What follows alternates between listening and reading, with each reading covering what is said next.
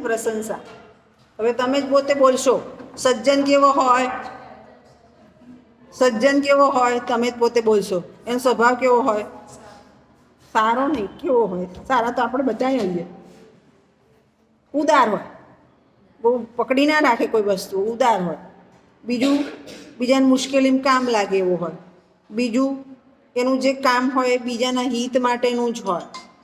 હા, એનું કામ હોય એ બીજાના હિત માટેનું જ હોય. પછી પરોપકાર કરે ત્યારે એને એવું ના હોય કે મને આ પરોપકારનું રિવોર્ડ મળે, કરી દે, પછી એ રિવોર્ડ મળે કે નહીં, કારણ કે એણે કામ કર્યું છે એટલે એને સમય આવે મળવાનું જ છે. હે પછી એનામાં સ્વાર્થ વૃત્તિ જરાય ના હોય, સ્વાર્થથી થઈને કામ ન કરે. પછી કેવું હોય તો કે અંતઃકરણથી કામ કરે, દેખાડો કરે એવું નહીં, અંતઃકરણથી કામ કરે. પછી એનું વ્યક્તિત્વ થોડુંક આમ કાઠું હોય, તલવાર જેવું.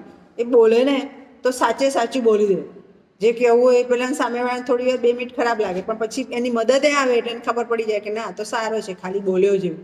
એટલે સજ્જનનું વ્યક્તિત્વ કેવું હોય, તલવાર જેવું હોય.